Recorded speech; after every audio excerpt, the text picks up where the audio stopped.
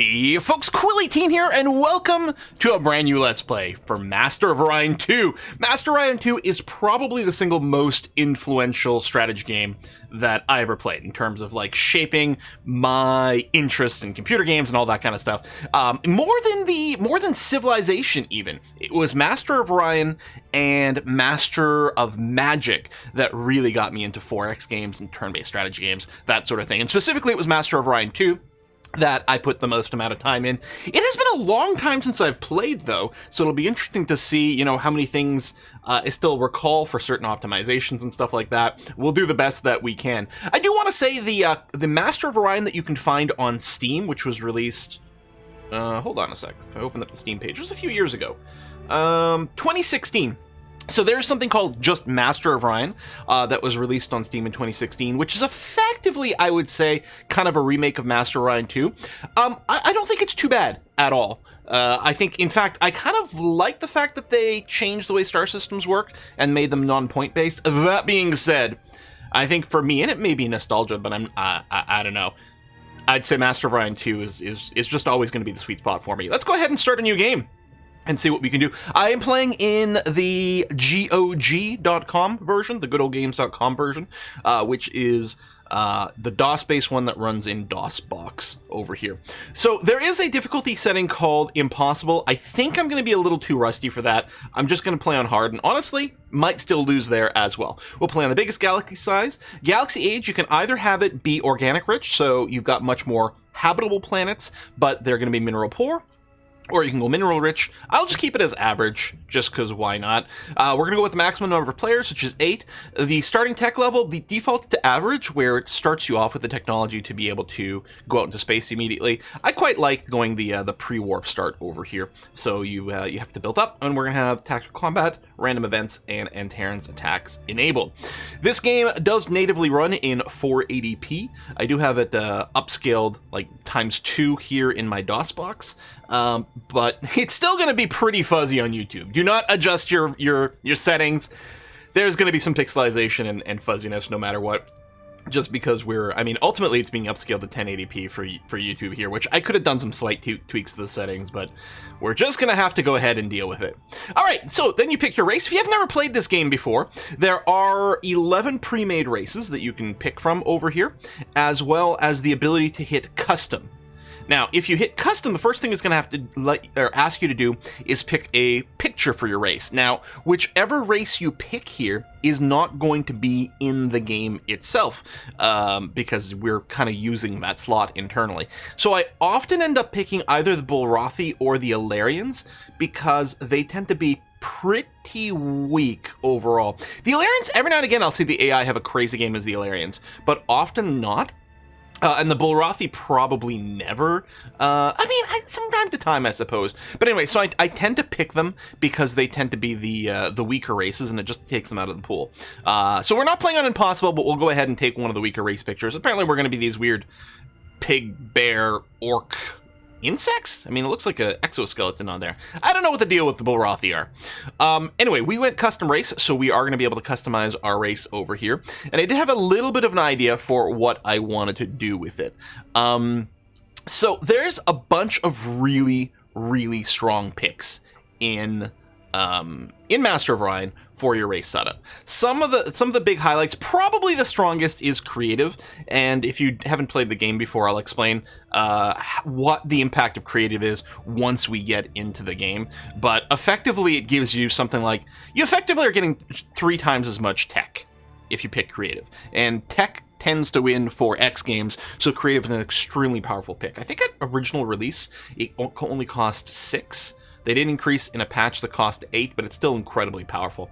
Other powerful picks include lithivores. Lithivores are interesting because they don't need food, so they eat rocks instead. They eat some of your production. So being a lithivore does cost you production, but not having to worry about food does dramatically improve your situation. That's why it's a 10 cost pick. This is a very, very, very, very powerful pick.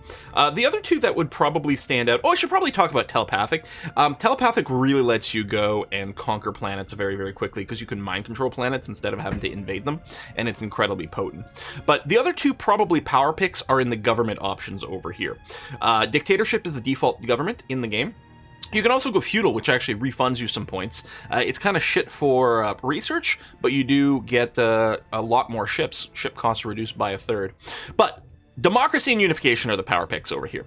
So unification is actually quite good for simplifying certain aspects of the game. So this is, your sort of hive mind kind of government, and one of the things it does is ignores all morale effects. So the unification nations don't deal with morale as a function, which has some pros and cons, because if you're feudal or dictatorship, you'll have a morale penalty on planets until you build military barracks, so unification avoids that problem.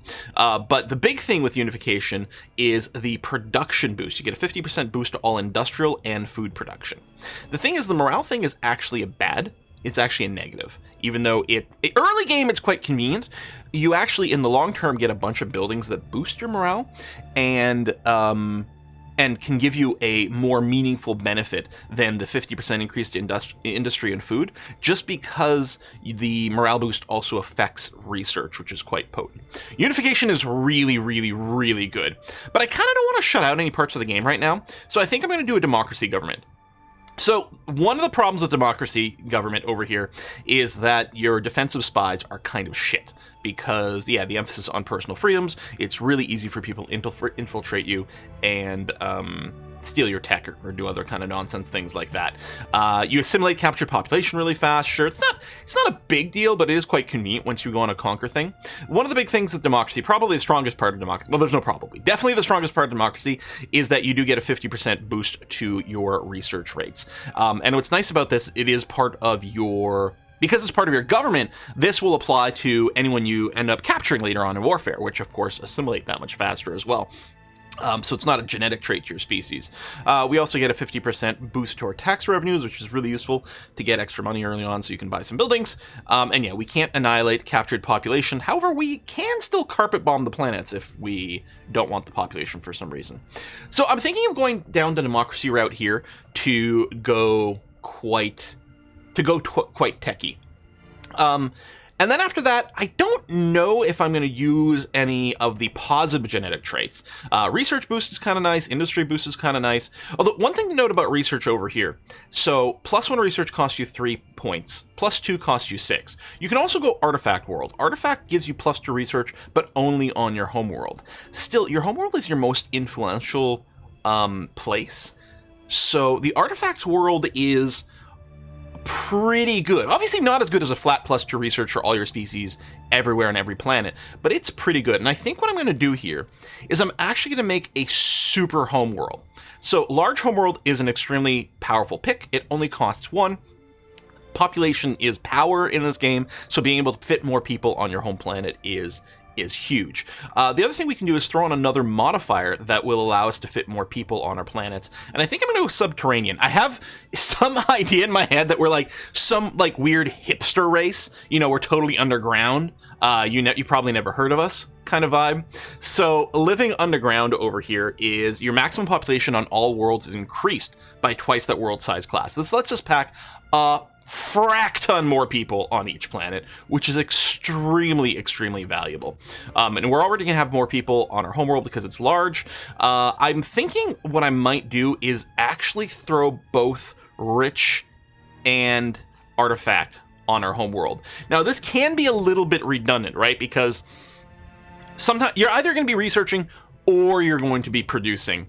So by having both picks on the same planet, we're not always going to be taking advantage of both sides of Rich and Artifacts, but our home planet really is responsible for setting up so much. I think this is going to be so good for tempo, and I don't think we'll ever be disappointed about that. Now, the problem with this is we do have to go, and we're at -9 picks, so we need to go and get back a ton of picks. One of the really popular ways to get a ton of points back, well, actually, one of the really popular ways is to become repulsive. Repulsive prevents you from having any true diplomatic relationship with any other species. Basically, your only options are whether you're at war or you're not at war, and that's it. And it is quite potent because it refunds you 6 points. But I really want to do diplomacy this game, so I'm not going to take repulsive. Instead, I'm going to take the other big negative 0.1, which is low G world. So what's the deal here is that as a low G planet, if you are on a planet that is anything other than low G, you are going to get a production penalty. Normally you'd get a production penalty on low G and high G planets. We don't get a penalty on low G planets, but we do on normal over here. So we're going to do that because it is worth 5 points. Our homeworld will be a low G world. If it's low G and subterranean, I assume it's like very sort of hollow, like kind of a Swiss cheesy planet, very low density. We still need to get 4 more points. Very common here to pick ground combat penalty because it's pretty easy to overcome. This penalty, both in terms of you can get a lot of technology to boost the strength of your troops, but also if you just bomb the planet from orbit, then you don't have to worry about the ground combat, or you could bomb them down to basically no defensive troops, and then you're going to be able to overwhelm them. And then the other really popular thing that you tend to pick as a negative is probably the ship attack debuff over here. So this will impact our accuracy with beam weapons. I don't believe this affects missiles. So early on we can rely on missiles, which is going to be fairly useful. And later on we're going to get so many other modifiers that the minus 20 doesn't really come up. So that's a really common little thing. I think we can rename our species.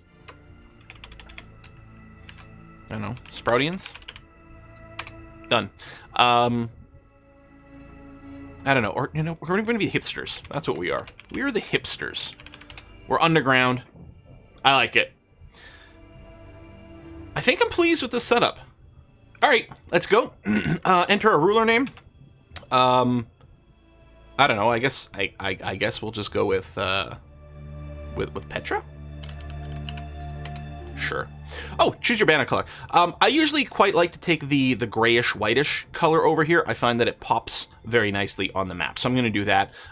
Sometimes I pick green because green being the friendly color, but in Master of Orion 2, I've always picked the this gray banner, and it's made things a lot easier. Do we want to go with Ursa? Belgium. Belgium is a Homestar name. Oh, Homestar! You know what we should do? Homestar Runner. Yes, my dudes. Okay, we're starting in the bottom left corner over here. So this is the map if you've never played this game before. You can zoom in. It's a little awkward because this is an old school game, man. We'll probably play the entire game zoomed out. With the huge galaxy, it does mean that the individual stars are kind of small, but it should be manageable. Yes, this is the entire playfield over here. There's nothing outside of this. We can't scroll or anything of the sort. Let's take a look at our home system. Cross our fingers that we've got a decent secondary planet in here. Well, actually, that's not too bad. So this is our world here, Runner 2. So it is a large Terran planet. Normally, a large planet would mean... So I think your default planet maximum is 12. Because we went large, I think the maximum would be 16, and because we are subterranean, we can actually fit 24 people on here. So you can already see, we can have double the population on this homeworld that a normal start would have, and it's a rich planet with ancient artifacts, so the people on it will be super duper productive. We've got 2 gas giants over here, which are uninhabitable, although they can be turned into planets later on. Same thing with the asteroid belt, could be turned into a planet with very, very late game tech. And then, yeah, we have Runner 1 over here, medium radiated, 10 max pop, and poor. So radiated means we're not going to be able to farm on it. Also, building maintenance is going to be increased. And the fact that it's poor means it's not going to be quite as productive. However, it's probably still worth colonizing as a research planet. In fact, probably worth colonizing right from the start. All planets are going to be better for us than the normal species because of subterranean. We can pack a lot more people on there. So that's going to be kind of interesting to consider. Now, let's take a look at what colonies we've got. Oh, so there's this screen, which is by far the handiest screen, but you can just click on a planet over here to take a look at your colony as well. Oh man, these early graphics, so good. So we can see what buildings have been built over here. We've got a starbase in orbit, we've got 3 Marines defending the planet, and we've got a starting population of 8, some of which are farming, some of which are doing production duties, and some of them are doing research. Now, we can move people around. One of the things that happens in this game with your production, so you can see here my my hipster workers over here, they produce 5 production over here. I believe is Rich, does it have a base of 5? I mean, I guess it must. If I add a second one, something interesting is going to happen. You can see here, we're actually, you'd think we'd be producing 10, right? 5 and another 5, but in fact, we're only doing 9 production. And the reason for that is, there is a formula, and I don't know how the formula works, but as you increase your production, more and more of your production is wasted as pollution. So you can see here our 10th production over here is generating a unit of pollution. So this is not worth anything. This does not count as production for anything. So we're losing 1 production. We're getting 9 instead of 10. And then there is a further increase of further diminishing returns over here. So my 3rd worker here, we would expect to be generating 15 production, but instead we're producing 11. So we've got, this is a stack of 10, and then a 1, and then 4 pollution over here. So adding more workers does lead to diminishing returns. So there's kind of sweet spots for production. Now, with various technologies, we can reduce the amount of pollution we do, and therefore our planets become more and more productive overall. Early on, there's not a lot we can produce. We could work on housing projects to grow our population, which wouldn't be a terrible idea. But I think the other thing, I think I'm going to start a colony base immediately. So a colony base will let us colonize another planet in our current system. So I think I'm just going to throw that immediately into the queue, because I think it's going to be worth setting up on the other planet. So we'll leave the 2 workers in here. Currently, it's going to take 23 turns to do that. If we were to buy it out right now, there would be, we can't afford the 750, I don't know, maybe they're billion credits, BCs, bucks over here. Buku credits. That's what that stands for. The cost to rush production, if you've built at least 50% of the item, then the cost to boost it is 2 times the remaining production cost. But if you haven't built 50% already, the cost is higher than that. And we can kind of see it here, this colony base. Okay, that was...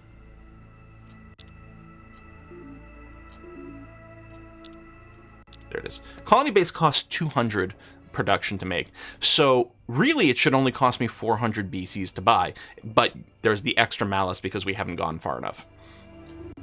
Trade goods and housing are projects that run basically forever. Trade goods convert your production into money. Housing converts your production into population growth. And this does end when you hit max population. And it is going to be really good to build. I just don't know. I think we go colony base first, but I can almost convince myself to start housing first, just to get a little bit more pop. But the thing is, we know that we're not really going to be able to increase our production very much. So more pop is just going to increase our research. Some of it's going to have to go into farming. So the amount of value from increasing our population right now, it's still good, don't get me wrong, but I think the colony base might be better. Not sure. Again, it's been a while since I've played, so the min-max I'm not sure about. Over on the right-hand side, this is the date. It's the year 3500.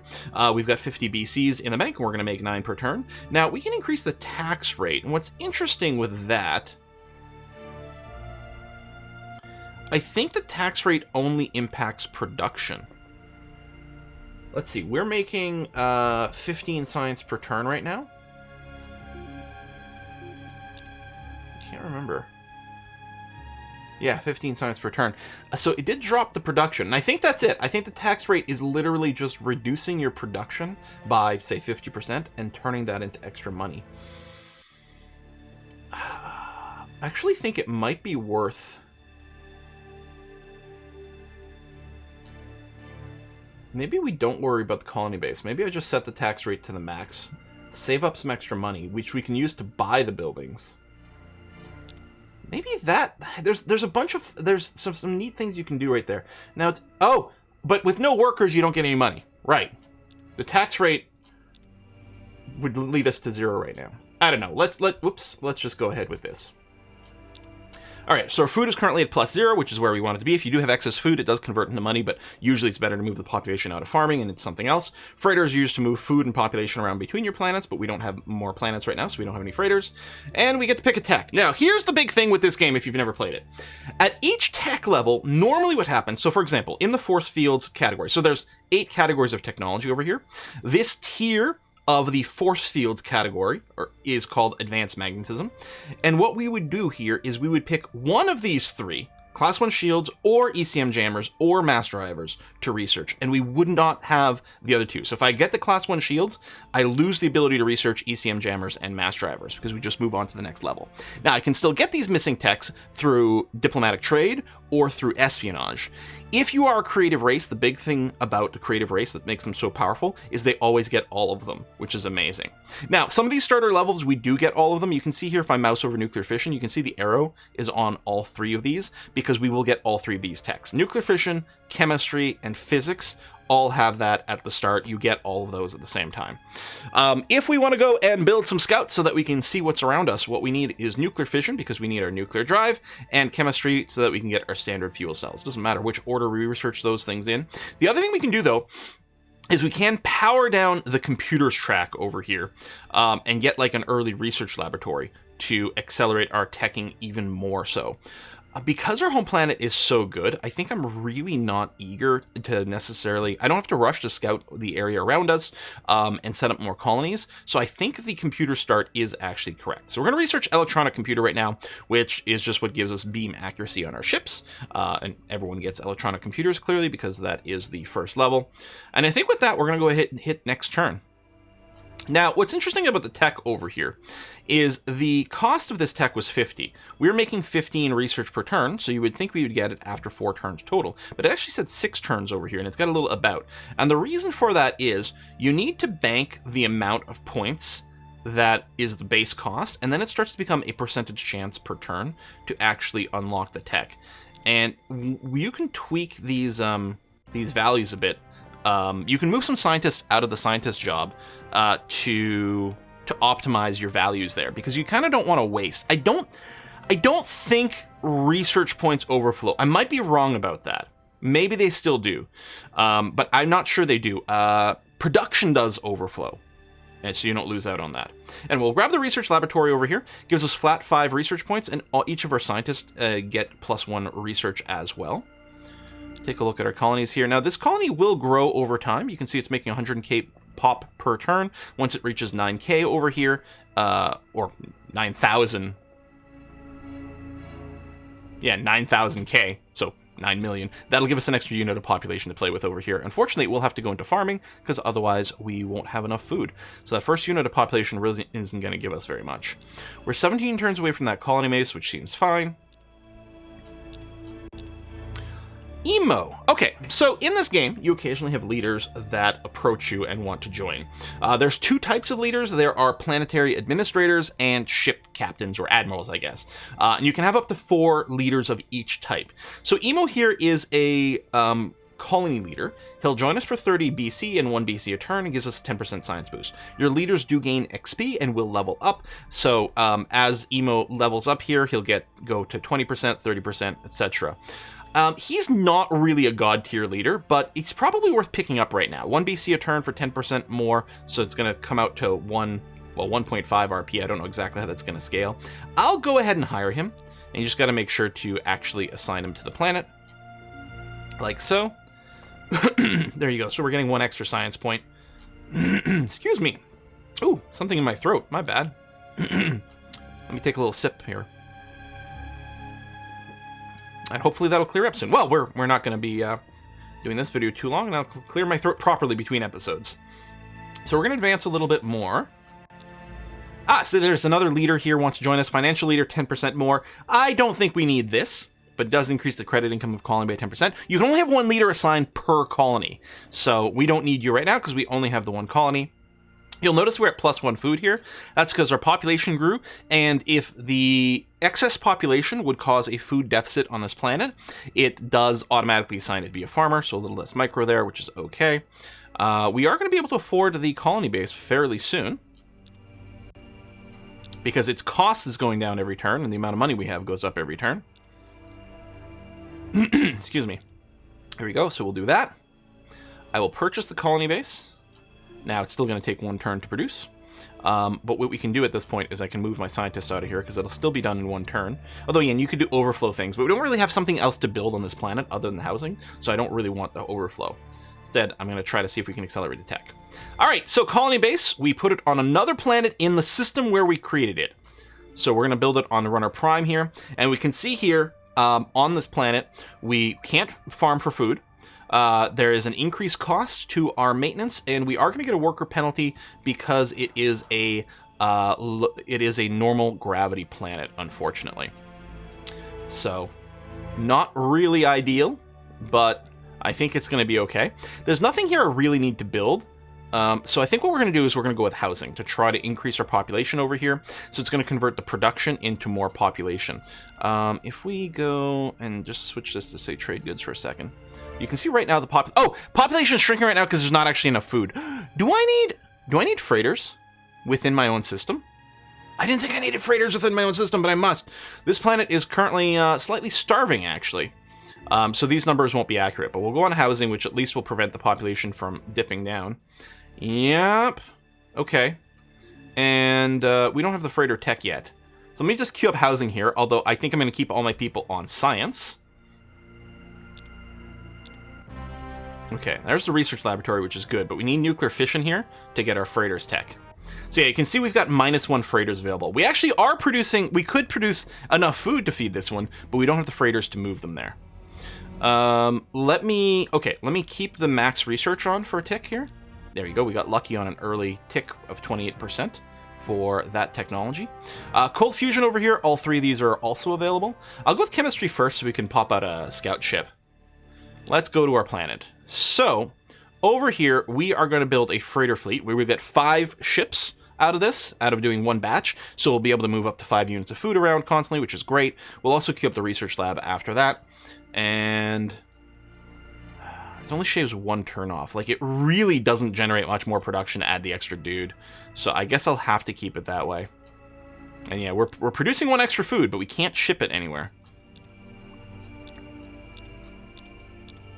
Breakthrough for extended fuel tanks, nuclear missile, standard fuel cells, and titanium armor.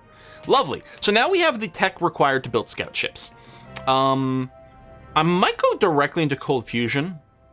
Yeah, I think I will, so that if we do find somewhere we want to settle, we'll be able to start a colony ship immediately. Freighter fleet is going to finish. I could have bought it a little sooner. That was actually kind of a dumb move.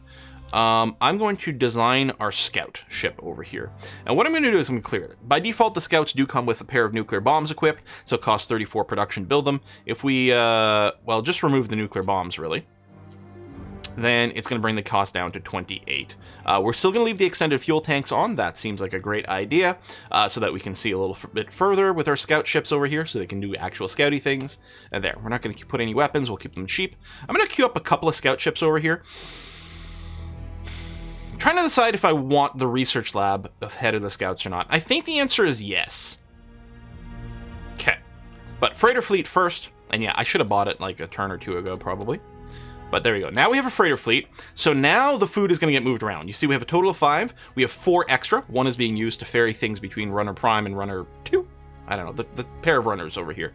And then we still have 1 extra food, but we can't pull a farmer off of food production, because if we do, we'll have negative food.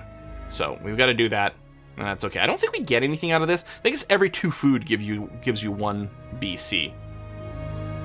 Something like that. And yeah, we'll probably try to buy that research lab. What is the production cost of the research lab? 60.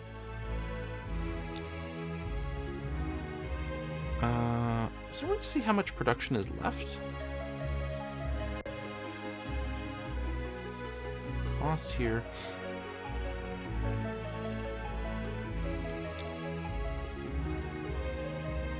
Oh, there we go. Okay, it does tell you how much production. There you go. So we need 38 more production, and it costs us 100. 100 is more than twice this, so we know we're not at 50% along the way. It might still be worth rushing the research lab, but I want to try to make these purchases as efficient as possible. Ah, all right. So this is another leader, another administrator, so he can be assigned to a planet, but I don't believe any of these traits apply to planetary stuff. He is famous, which means he's going to increase the chance of other officers arriving and decrease the cost of hiring other officers. Famous, the cost discount doesn't really matter too much, but having more people approach you can give you a better chance to get the potent dudes. He's also comes with mega wealth, so he doesn't actually charge us per turn. Instead, he gives us extra income per turn. He's really nice to get early on.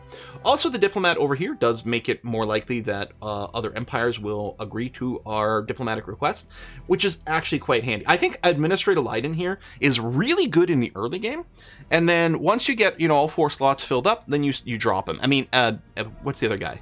Emo? As well? I think that's the other guy's name. We'll probably end up dropping both of those for more potent administrators down the road, but this is really great to grab early. Nothing else for the income. He doesn't have anything, as far as I can tell. I don't think any of those affect any planets, so you never assign him to any planets. You just leave him as part of your overall administrator. And yeah, if you do get someone who comes at you to be hired, they do stick around here for, I believe, 30 turns, but we can dismiss them if we were actually full here. Like, I have no intention to hire Gallus. So if he was occupying the 4th slot, we wouldn't get any offers while he was there, I don't think. So we'd want to dismiss him just to keep things clear as much as possible. Anyway, I think we're good to advance over here. Let's take a look at our research lab costs. So now it's a 2-to-1, so we'll go ahead with the acceleration. It'll save a little bit of time. And all the production we're doing this turn should overflow into our scouts. I hope. Research lab is done, so we are now generating more science because the extra +5 flat and then +1 per scientist. And runner 1 over here is really going to be science oriented, is going to be its vibe. Oh, we can check its population growth now. See, +75 per turn, which is better than what we had before if we just swap this to something else. So its base growth is 42 per turn. So we are getting a little bit more growth with the housing. Not a tremendous amount, but some. I think what I might do is I might put the research lab in the queue and plan on buying that out. Although you can see the time it's going to take is going to be pretty ridiculous. I could buy it quite early. I mean, I'll need more money, but I might buy the research lab just super duper early just to get the +5. I don't know. I guess we'll leave you on housing for now. We can move population around. I can grab some people from here and move them over here. Although, because people on runner 2 are so much more productive than anywhere else, it doesn't make any sense, right? So I think we're fine for leaving everyone over here. Okay, breakthrough on 80%. Colony ship tech, outpost ship tech. Outposts are sort of like little colonies, but you can build them anywhere. The point of an outpost ship, sorry, they're like colonies, but you can build them anywhere, but they don't do anything. The reason you do it is it lets you claim a system, which then increases your range for your ship so that you can expand further. So they're very useful, but they don't, make your empire stronger. And then we got a transport tech to land troops on planets, which is a little early for that for us, but it's fine. So now we've really gotten through the opening few turns of technology. Whether or not you go to the computers first for the research labs is kind of your big initial question mark. But other than that, you're going to be grabbing the 2 power techs, the 1 chemistry tech, and ultimately you'll be grabbing this physics tech because it gives you all 3 of these, but we don't really need these early on. But the 2 power and the 1 chemistry is what's going to enable you to go out into space. But now you're having to make some actual decisions because now you're no longer getting every level of every tech over here.